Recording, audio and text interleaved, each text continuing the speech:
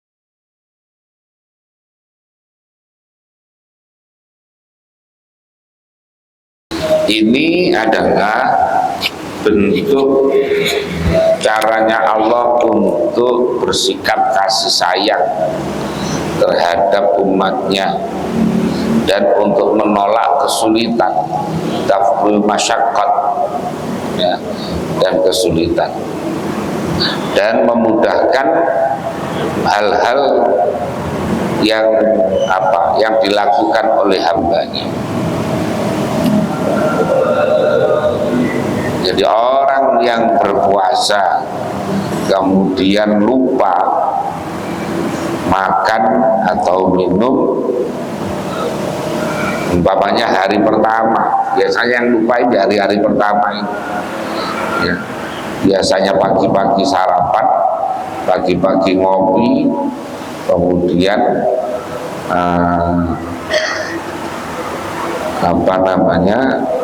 lupa kalau lagi puasa, maka tidak apa-apa, ya. Ini menurut hadis tadi itu, maka orang itu tidak wajib qadha dan tidak wajib kafarah. Ini kalau betul-betul lupa, ya, bukan pura-pura lupa. Kesimpulan hadisnya bahwa ini merupakan samahatu dinil Islam bitaisiri alal umat. Ya, ini adalah bentuk kemurahan agama Islam yang memudahkan kepada umat dan untuk menghilangkan kesulitan, menghilangkan masyaqqat, ya, dari umat ini. Ya, namanya orang lupa karena apa? Karena lupa ini ya sifat dasar manusia. Makanya dikatakan al insanu makhluk khata wa nisyan. Jadi orang ini ya, dan lupa itu juga nikmat. Jadi jangan dianggap bahwa lupa itu merupakan bencana.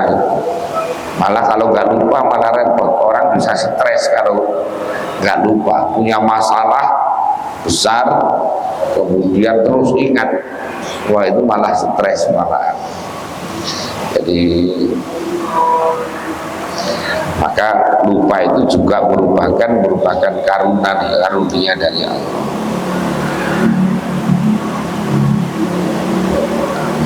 Yang kedua adalah orang yang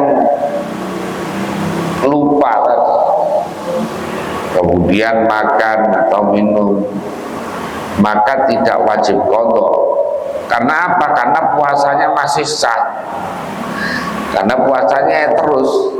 Ada orang pagi-pagi makan, lupa kalau lagi puasa, maka puasanya tetap sah dan tidak ada kafarat.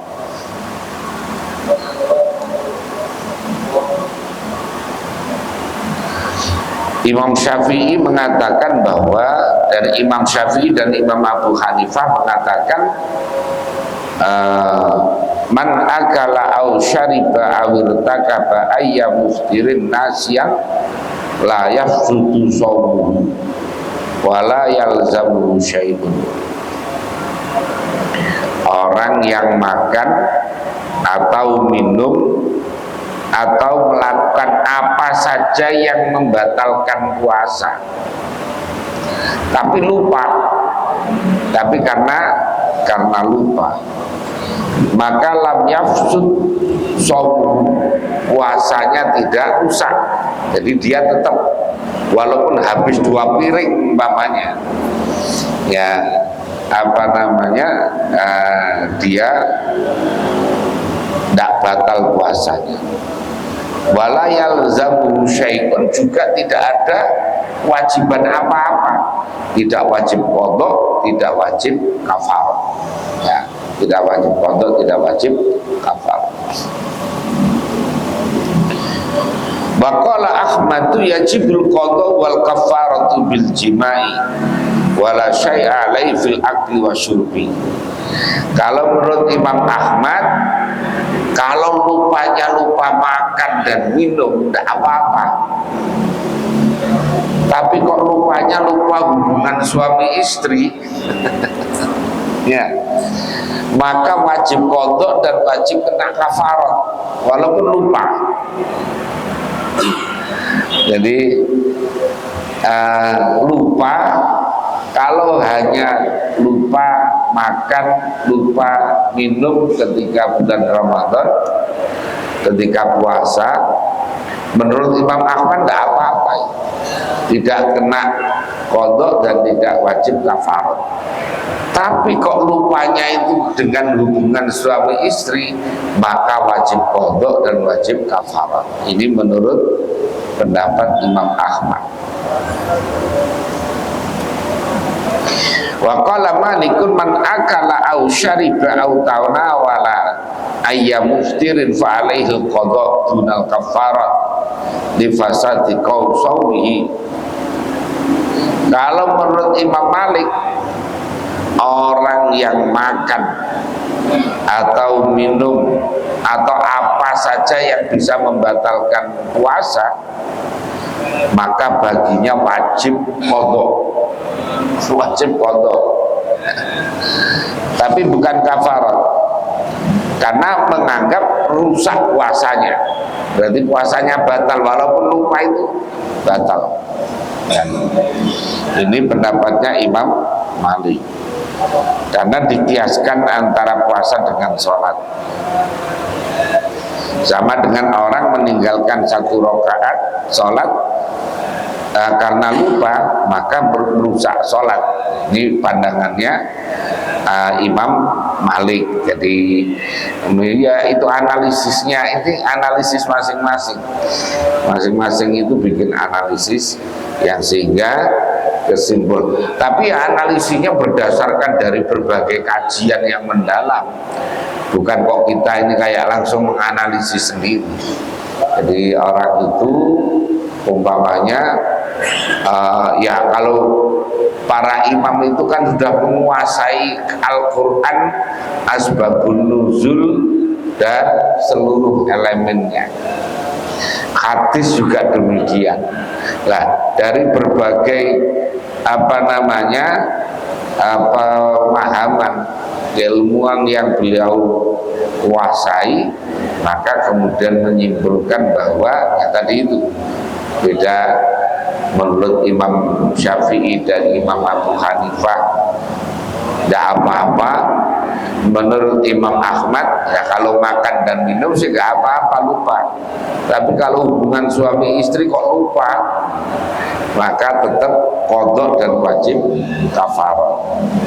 Kalau menurut Imam Malik, walaupun makan dan walaupun lupa, tetap wajib qadha karena dianggap batal puasanya. Nah, itu masing-masing ada pendapat yang berbeda. An Abi Hurairah radhiyallahu anhu, dari Abu Hurairah radhiyallahu anhu, qala, berkata siapa Abi Hurairah, qala dawuh siapa Rasulullah sallallahu alaihi wasallam, man zara'ahu qaid, man adapun siapa orang itu zara'ahu mengalahkan kepada man, apal qaid muntah. Kalau ada orang muntah, ini bukan sengaja, tidak sengaja. Artinya zara'ahu sama dengan ghalabahu. Jadi orang itu tiba-tiba muntah. Fala qada'a alaihi, maka tidak ada qada, itu wajib alaihi atas man. Tapi waman istasqa'a, waman siapa orang itu istasqa'a, berusaha muntah, jadi muntah yang diupayakan, fa'alaihil qada, maka itu wajib atas man al qada'u, qada. Rawa meriwayatkan pada hadis siapa al khamsatu, imam yang 5, wa'allahu, dan menganggap hadis mu'allal, hadis yang ada cacatnya, ada ilatnya, siapa Ahmadu, Imam Ahmad, wa qawau, dan menganggap kuat pada hadis siapa Daraqutni, Imam Daraqutni. Jadi memang antara imam-imam hadis itu punya standar, ya, punya kriteria terhadap hadis sahih menurut Imam Bukhari, menurut Imam Muslim, menurut Imam Ahmad, menurut Imam Daraqutni, menurut Imam Abu Dawud. Jadi mereka itu bikin satu standar masing-masing. Makanya kayak mengapa kok terjadi perbedaan dalam hasil ijtihad, karena berbeda cara tadi, porsinya itu, porsi cara mamanya memahami Al-Quran, hadis, ijma, qiyas, itu karena mereka itu beda. Ada yang pokoknya kualitasnya sama, maka boleh hadis itu mentaksis. Mentaksis itu mengecualikan terhadap keumuman Al-Quran. Nah itu. Ada yang berpendapat ya tidak bisa, Al-Quran itu mutawatir, maka bolehnya ditaksis oleh hadis yang juga kualitasnya mutawatir. Nah gitu. Kalau tidak mutawatir tidak bisa. Gitu. Umpamanya kayak tentang hadis dhaif, ada yang menjadikan sebagai hujah, ada yang tidak bisa, tidak membolehkan untuk dijadikan sebagai hujah, sebagai alasan hukum. Tapi kalau fadhailul a'mal boleh, tapi kalau untuk penetapan hukum tidak boleh.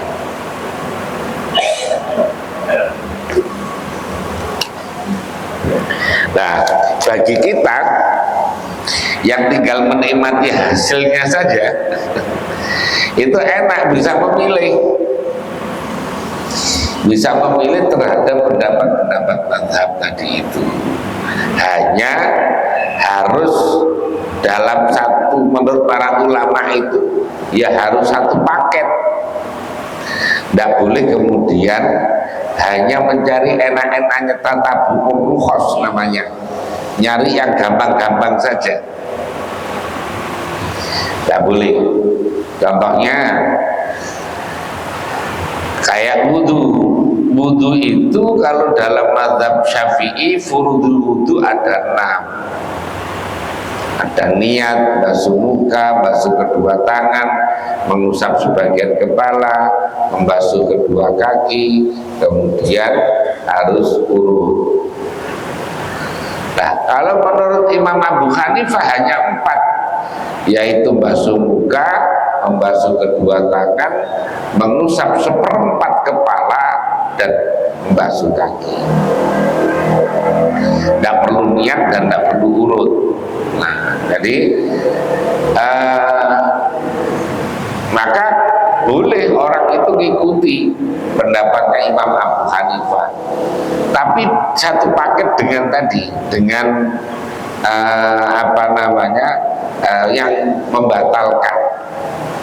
Kalau mazhab Syafi'i kan umpamanya yang membatalkan diantaranya adalah bersentuhan kulit laki-laki dan perempuan yang sudah haddal mustaha, yang artinya sudah bisa menimbulkan syahwat dan bukan mahram,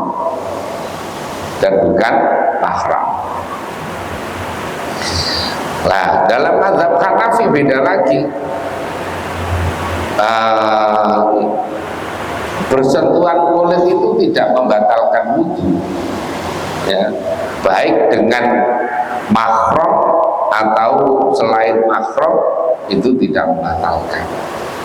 Nah, makanya nanti kalau umpamanya sedang tawaf, karena di sana itu berdesakan luar biasa, nah maka paling enak ikut mazhab Hanafi tadi itu, karena bersentuhan kulit tidak batalkan. Ya, tapi dengan cara wudhunya ikut mazhab Hanafi. Nah, contohnya lagi nikah umpamanya. Rukun nikah kalau dalam mazhab Syafi'i itu ada 5. Ada calon suami, ada calon istri, ada wali, ada 2 orang saksi, ada sighot. Sighot itu ijab qabul, ya,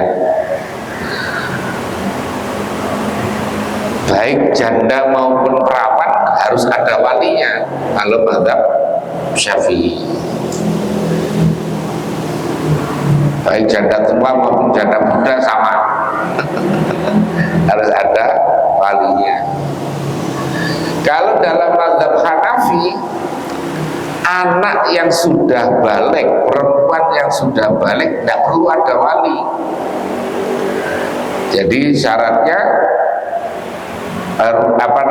rukunnya tadi calon suami, calon istri, kemudian ada saksinya, kemudian sighot, dan tidak perlu wali kalau sudah balik, baik perawan maupun janda. Kemudian dalam mazhab Maliki itu rukun nikah itu ada calon suami, calon istri, ada wali, ada sighot, ijab qabul, tapi tidak perlu saksi. Nah,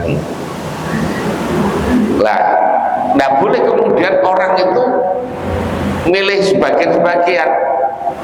Nanti urusan wali ikut mazhab Hanafi, urusan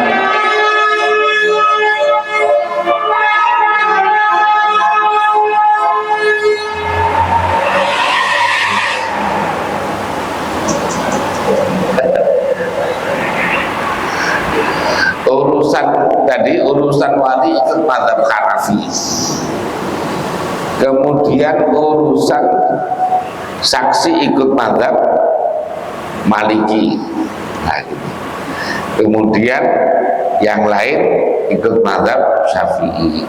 Nah, berarti nikahnya 2 orang saja. Nah, 2 orang saja itu boleh. Nah, tapi tatap rukhos begitu tidak boleh, milih enak-enaknya tadi begitu tidak boleh. Makanya kalau berikut ya harus utuh mazhab Hanafi, tidak apa-apa konsisten dengan mazhab Hanafi, konsisten dengan mazhab Maliki baru bagus. Oh, itu negara-negara banyak yang mazhab Hanafi, banyak yang mazhab Maliki. Kebetulan kita di Indonesia banyak mazhab Syafi'i. Nah, kita boleh ikut, nah, tapi harus utuh tadi itu, harus utuh, tidak boleh tatap rukhos, ya. Kalau Daud ad-Dhahiri malah enak lagi. Dawud Adh-Dhahiri itu asal janda, ya, asal janda, maka tidak perlu wali, tidak perlu saksi. Jadi perempuan itu bisa menikahkan dirinya kepada laki-laki asal janda loh ya, asal janda. Nah, ini Dawud Adh-Dhahiri.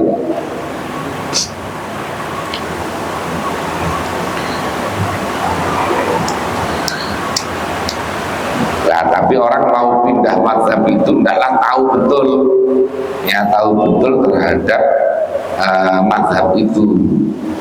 Ya kalau enggak nanti milih enak-enaknya tadi itu, ya milih enak-enaknya, tata burukos namanya.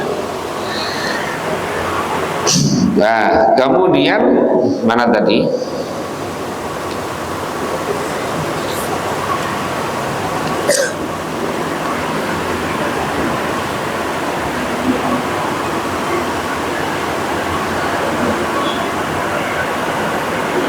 Bahwa orang itu berbuka atau dianggap berbuka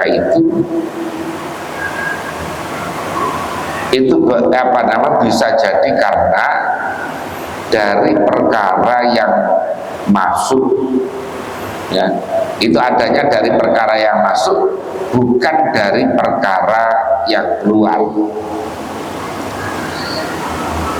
Oleh karena itu orang yang muntah karena keluar, jadi yang membatalkan puasa itu kan yang masuk, umpamanya karena makan, minum, telinganya kemasukan air, hidungnya masukkan air, kemudian umpamanya BAB di dalam air, ya, atau kencing dalam air, itu bisa jadi ketika ada barang keluar, ada barang yang masuk. Yang menyebabkan batal itu karena masuknya, bukan barang yang keluar. Makanya muntah itu barang yang keluar, makanya tidak membatalkan puasa. Ya, jadi karena yang membatalkan itu adalah perkara yang masuk. Jadi kalau ada orang muntah dengan sendirinya, ya, kadang-kadang orang itu kan meriang karena panas, ya badannya panas sekali, kemudian muntah, tidak batal puasanya, ya tidak batal puasa.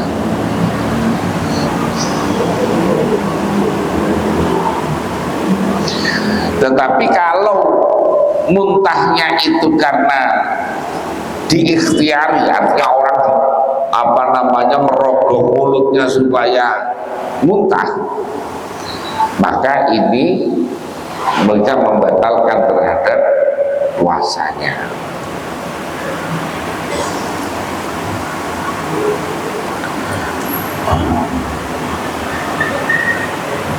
Termasuk umpamanya kalau ketika ada muntahan kemudian sebagian ada yang masih di mulut kemudian ditelan, ini bisa batal.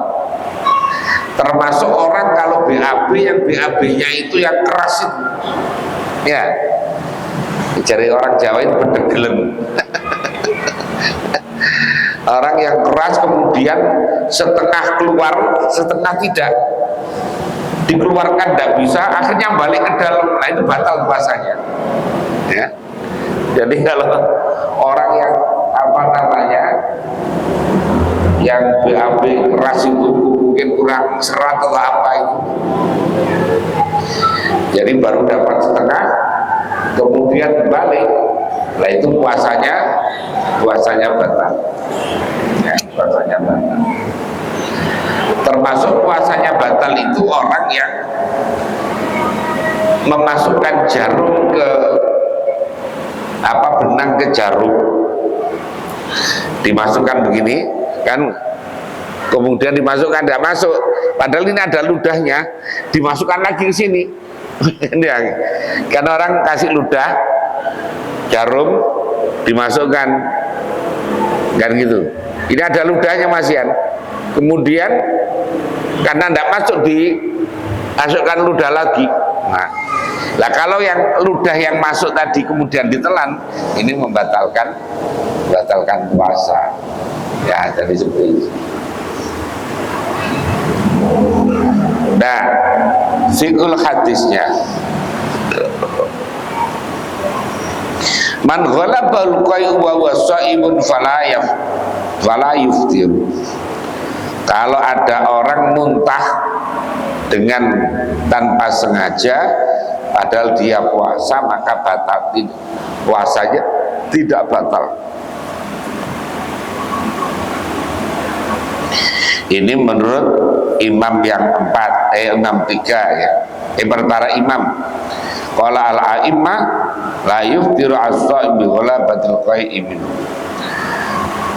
Qala al-jumhur idza raja'a syai'un ila khalqi ba'da imkani tarhi fa innahu yuftiru. Tapi menurut mayoritas ulama bahwa apabila ada sebagian yang muntah tadi masih ada tersisa di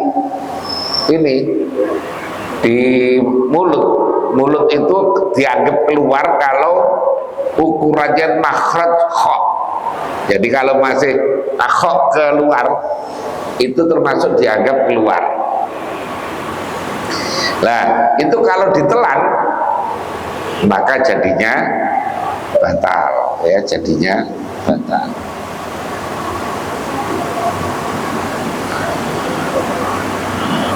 Dan puasanya batal dan wajib qadha.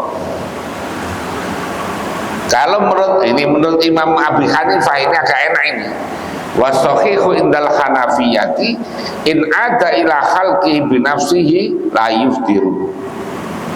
Kalau umpamanya kayak sisanya itu kan bisa jadi keluar masuk pakai ludah ya, sisanya itu. Namanya ada yang masuk dengan sendirinya, ludah itu kan kayak masuk dengan sendirinya, maka tidak membatalkan puasa. Wa dhahabu Abu Yusufa ila fasadi shaum bi'audi kai'adati in kana bil alfami. Tapi muridnya Abu Hanifah, yaitu namanya Abu Yusuf, ini berbeda dengan gurunya. Kalau menurut gurunya Abu Hanifah tadi, bahwa kalau masuk dengan sendirinya tidak membatalkan puasa. Tapi kalau menurut muridnya Abu Yusuf itu termasuk bisa membatalkan puasa. Nah, artinya beda pendapat dengan gurunya itu boleh selama sama-sama punya ilmu. Tidak hanya sekedar saya berbeda dengan pendapat dengan guru. Pokoknya apa alasannya? Pokoknya nggak boleh kalau pokoknya. Harus ada argumentasinya. Makanya Imam Syafi'i yang ngaji kepada Imam Malik banyak berbeda pendapat dengan Imam Malik. Imam Syafi'i juga ngaji kepada Muhammad bin Hasan Asy-Syaibani, ini murid seniornya Abu Hanifah. Tapi dalam banyak hal Imam Syafi'i berbeda dengan gurunya tadi itu. Imam Ahmad bin Hanbal berguru kepada Imam Syafi'i, tapi dalam banyak hal berbeda dengan gurunya. Tapi mereka itu berbeda itu padahal dengan murid-muridnya, dengan gurunya itu tidak kemudian gurunya bilang kurang ajar anak itu, nah gitu ya, nggak kemudian sesat itu. Kalau sekarang kan kira-kira kok ada murid berbeda dengan gurunya, itu bisa jadi sesat itu, nah kan kira-kira gitu. Nah, jadi ini apa ya, tradisi keilmuan yang luar biasa di dalam Islam itu, contoh yang luar biasa. Imam Syafi'i itu berbeda pendapat banyak hal ya, ratusan mungkin sampai ribuan berbeda pendapat dengan Imam Abu Hanifah. Tapi Imam Syafi'i itu hampir tiap sore itu ketika di Irak itu ziarah ke makamnya Abu Hanifah. Coba kita ini berbeda pendapat dalam satu hal saja dengan orang, kadang-kadang ketemu aja udah males sudah ya. Ketemu udah tidak mau, rasanya kayak gimana itu, padahal tidak apa-apa.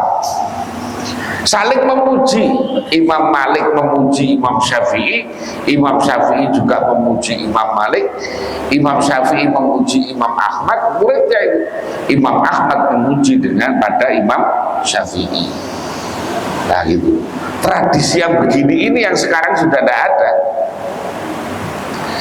Tradisi begini ini yang ada. Jadi kalau berbeda pendapat dengan gurunya, sekarang udah sesat murid itu lagi, karena berbeda dengan. Tapi memang tidak asal berbeda, yang harus diingat bahwa tidak asal berbeda, tetapi memang punya kapasitas. Makanya tadi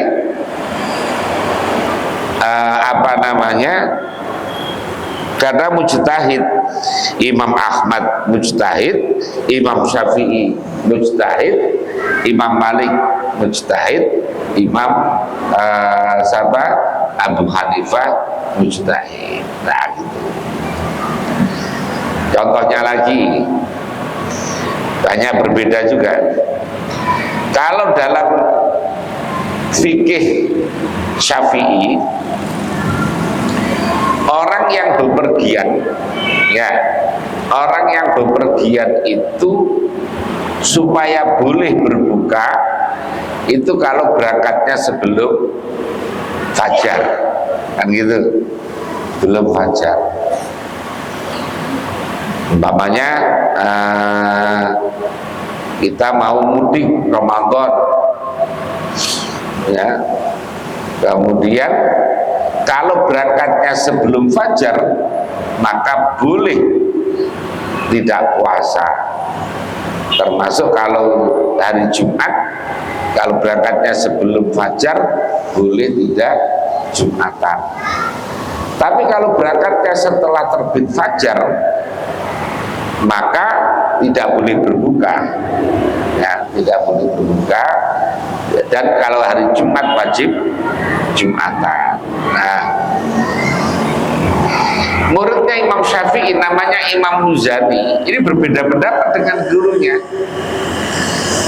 karena berbeda cara analisisnya. Ya, sama-sama alimnya walaupun tidak mujtahid mutlak, tetapi juga kapasitasnya luar biasa. Menurut Imam Muzani, orang walaupun berangkatnya itu setelah fajar, ya boleh saja orang itu berbuka katanya. Mengapa? Karena disamakan dengan orang sakit.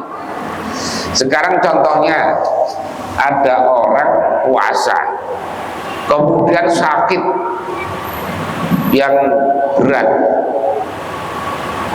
maka dia boleh berbuka. Nah ini sama dengan itu, sama dengan orang yang semula di rumah kemudian mau pergi jauh, maka ya dia boleh. Nah ini analisisnya berbeda, tetapi dalam mayoritas mazhab Syafi'i memang ya tadi ya, jadi ya tidak boleh, harus berangkatnya sebelum terbit fajar baru boleh berbuka. Enak kalau banyak banyak pendapat-pendapat itu dipakai dalam kondisi-kondisi tertentu itu, ya. Dulu yang tahun berapa itu? Tahun 2015 kayaknya itu PCNU itu studi banding ke Sidoarjo. Nah, Sidoarjo kemudian mendatangi muktamar di Jombang, Ketika itu karena nunggu orang banyak ngumpulnya itu, akhirnya berangkatnya hari Jumat itu. Akhirnya berangkatnya siang karena tunggu-tungguan. Akhirnya berangkat entah berapa itu, jam 9 atau apa ya. Akhirnya ketika apa namanya di tengah jalan, ketika waktu Jumatan itu masih di tol. Kondisi begitu ini akhirnya ikut mazhab Imam Muzani saja. Karena kondisinya orang banyak ini yang kan repot. Beda kalau dengan hanya sendirian bawa mobil sendiri. Nah, ini orang banyak jadi ya nah kayak gitu itu. Jadi dipakai kalau kondisi-kondisi tertentu kita masih ada pendapat yang bisa dijadikan sebagai pedoman. An Jabirin ibni Abdillah radhiyallahu anhuma anna Rasulullah, sesungguhnya Rasulullah sallallahu alaihi wasallam itu kharaja, keluar siapa Rasul amal fathi pada tahun terbukanya kota Makkah, ila Makkah ke Mekah fi Ramadan, di bulan Ramadan, hatta balago, sehingga sampai siapa Nabi Qura al-Ghamimi, pada tanah Qura al-Ghamim. Fasoma, maka puasa siapa das, orang-orang puasa. Sumada'a, kemudian mengendaki siapa Nabi biqadahin, dengan semangkok ya, min ma'in, dari air. Farofa'ahu, maka mengangkat siapa Nabi kepada mak tadi. Jadi Nabi itu minum, ditunjukkan kepada para sahabat bahwa beliau tidak puasa. Hatta nadhar, sehingga melihat siapa nas, manusia, ilahi, kepada Nabi. Fasyariba, maka kemudian minum siapa Nabi. Semakilah, kemudian dikatakan lalu pada Nabi dari setelah itu, fasyariba, inna ba'dan nasi, sesungguhnya sebagian manusia itu kotsoma. Ada yang dikatakan Nabi, tapi sebagian yang lain masih puasa, tetap puasa. Faqala, maka dawuh siapa Nabi, ulaikal usatu, katanya mereka yang puasa itu al usatu, orang-orang yang maksiat. Al ulaikal usatu, atau redaksinya pakai dua kali, ulaikal usatu, ulaikal usatu, mereka itu maksiat, mereka itu orang-orang yang maksiat. Wa filafin fakiran, dikatakan kepada Nabi, innan nasa qad syaqqa alaihim asyam, katanya dikatakan kepada Nabi, mereka berat merasakan puasa. Wa innama yang tadziruna fima fa'alta, mereka itu menunggu tindakan panjenengan Nabi lah gitu. Jadi sebagian kuat puasa, sebagian tidak puasa ya.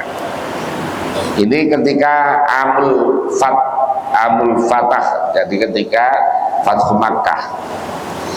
Pada maka kemudian Nabi mengambil biqadahin min ma'in, satu wadah dari air, badal asri, padahal ini setelah asar ini ya, fasyariba, maka kemudian minum siapa Nabi. Rawahu Muslim. Jadi ini menunjukkan bahwa orang yang bepergian ya boleh tidak puasa.